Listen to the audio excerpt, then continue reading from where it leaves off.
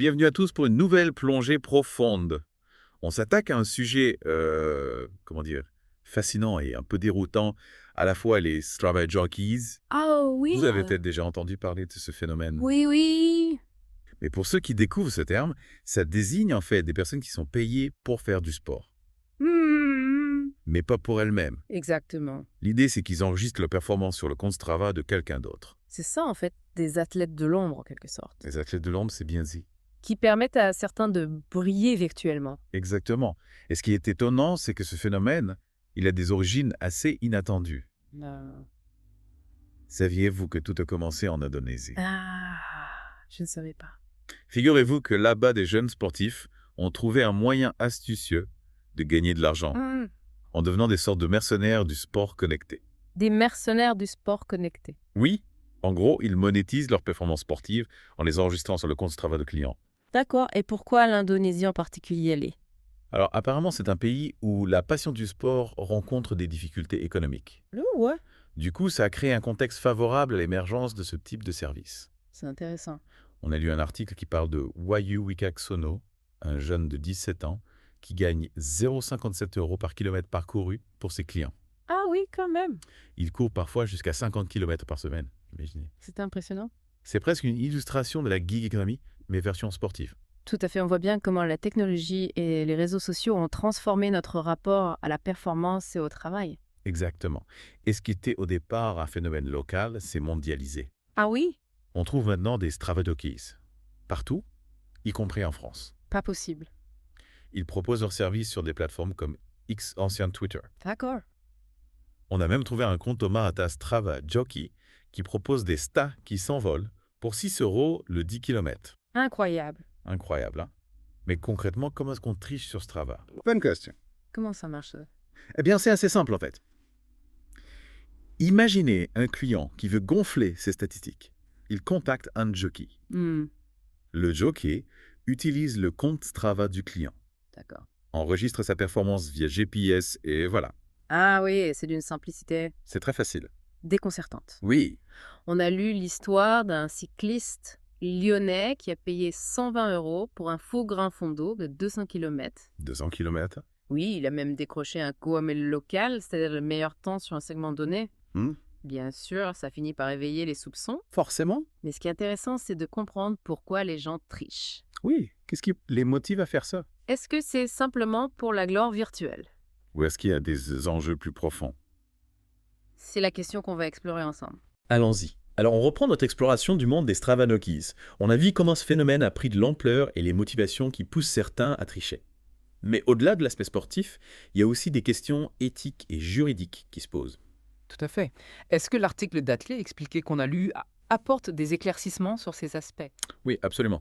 Il révèle que 18% des utilisateurs de Strava ont déjà envisagé de payer quelqu'un pour gonfler leur performance. 18%, c'est énorme. Ça veut dire presque un utilisateur sur 5 a déjà pensé à trucher. Exactement. Et l'article détaille aussi les méthodes utilisées par ces Strava Jockeys. Ah oui, comment ça se passe concrètement? En général, ça se déroule en 3 étapes. Le recrutement, l'exécution et la publication. Hmm, Le recrutement se fait souvent sur les réseaux sociaux, comme X, ou sur des forums spécialisés. on imagine. L'article cite l'exemple d'un compte Twitter français, Strava Jockey, qui propose des stats qui s'envolent pour 6 € le 10 km. C'est fou de voir ça proposé aussi ouvertement. Oui, et ensuite vient la phase d'exécution.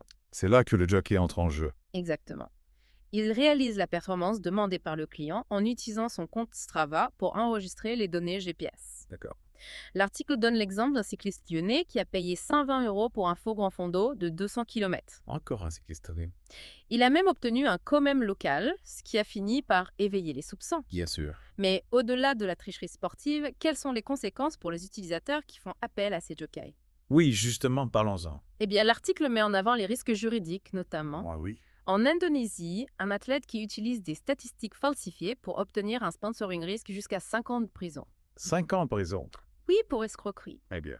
Et en France, l'article 313.1 du Code pénal prévoit une amende jusqu'à 375 000 € pour usage de faux à des fins lucratives. C'est énorme. Yeah.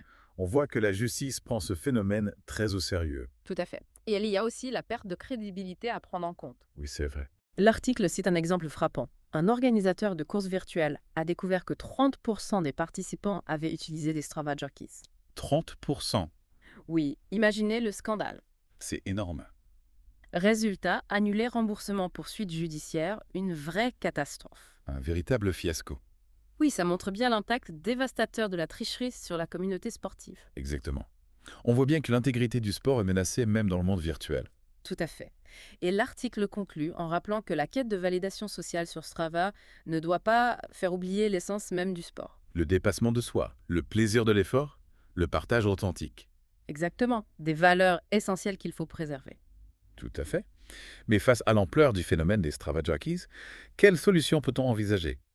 L'article met en avant le rôle crucial de Strava dans la détection et la sanction des tricheurs. Oui, on sait qu'ils ont mis en place une intelligence artificielle. Oui, mais il faut aller plus loin. Qu'est-ce qu'ils proposent? L'article préconise des mesures plus strictes, comme l'authentification à 2 facteurs pour les comptes suspects des partenariats avec les forces de l'ordre, pour démanteler les réseaux de jockeys et des campagnes de sensibilisation plus percutantes. L'idée, c'est de responsabiliser davantage les utilisateurs Exactement. et de promouvoir une culture de l'authenticité sur Strava. Tout à fait. L'article appelle les utilisateurs à boycotter les comptes frauduleux, à partager leurs vrais progrès et à signaler les offres de jockeys. Un appel à l'action collective en somme. Oui, pour préserver l'intégrité du sport et l'esprit de communauté. C'est un bon message. Mais au fond, est-ce que ce combat contre la triche ne traduit pas une certaine perte de confiance dans la technologie? C'est une question intéressante. On pourrait dire que la technologie est à la fois le problème et la solution. C'est-à-dire à fait. Elle offre des outils qui peuvent alimenter la triche, mais elle peut aussi servir à la combattre.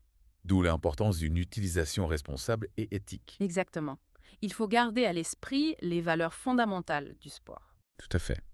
Mais on a un peu dévié du sujet, revenant aux motivations de ceux qui font appel au Strava Jockeys. Oui, l'article met en lumière la pression sociale et la quête de validation. On imagine?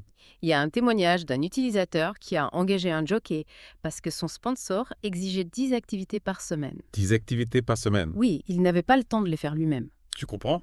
Et puis, il y a l'attrait des kudos, ces fameux likes de Strava. Ah oui, à la recherche de reconnaissance. Exactement. On se retrouve piégé dans une spirale infernale où l'apparence prime sur l'effort réel. C'est le danger des réseaux sociaux. Oui, Strava n'y échappe pas. Il faut prendre du recul par rapport à cette course à la performance virtuelle. Se recentrer sur ses propres objectifs. Voilà. Mais il y a aussi des motivations plus pragmatiques. Bon, L'article mentionne les enjeux financiers.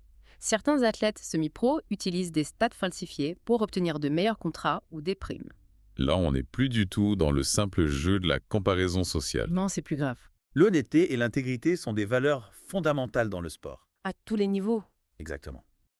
On se retrouve dans la troisième partie pour parler des solutions et d'une utilisation plus éthique de Strava. Alors, on arrive à la dernière étape de notre exploration des Strava Jockeys et on va se concentrer sur les solutions pour lutter contre ce phénomène. Oui, c'est le moment de passer à l'action. On a bien compris comment ça marche, pourquoi les gens trichent et les risques qu'ils encourent.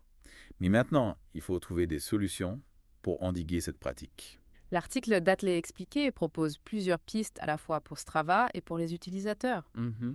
Du côté de Strava, il faut renforcer la détection et la sanction des tricheurs. On sait qu'il y a déjà une intelligence artificielle en place. Oui. Mais il faut aller plus loin. Qu'est-ce qu'il suggère de plus? L'authentification a 2 facteurs pour les comptes suspects. Hmm. Des partenariats avec les forces de l'ordre pour démanteler les réseaux de jockeys. Yeah. Et des campagnes de sensibilisation plus percutantes. L'objectif, c'est clairement de dissuader les tricheurs. Exactement. En rendant la fraude plus difficile et plus risquée. Mais il faut aussi responsabiliser les utilisateurs Tout à fait. et les encourager à adopter un comportement plus éthique. L'article appelle les utilisateurs à boycotter les comptes frauduleux, Hmm. à partager leurs vrais progrès, même s'ils sont modestes, Oui. et à signaler les offres de jockey sur les réseaux sociaux. C'est un appel à l'action collective pour préserver l'intégrité du sport. Exactement.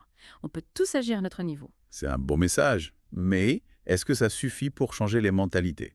C'est un vrai défi. Oui. Ça prend du temps de faire évoluer les comportements. Mais il y a des initiatives positives comme le mouvement #RealAfford. #RealAfford. Oui, ça encourage les utilisateurs à partager leurs efforts authentiques sans tricher. Ah oui, j'en ai entendu parler. C'est un mouvement qui met en avant le dépassement de soi, le plaisir de l'effort, le partage sincère. Plutôt que la course au kudo et au KOM. Exactement. Il faut retrouver le sens profond du sport.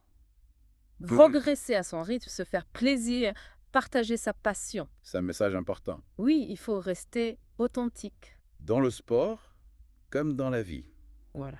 Merci beaucoup pour toutes ces explications. Avec plaisir. On a beaucoup appris sur les Strava Jockeys. J'espère que ça vous a intéressé. Oui, c'est un phénomène fascinant et inquiétant à la fois.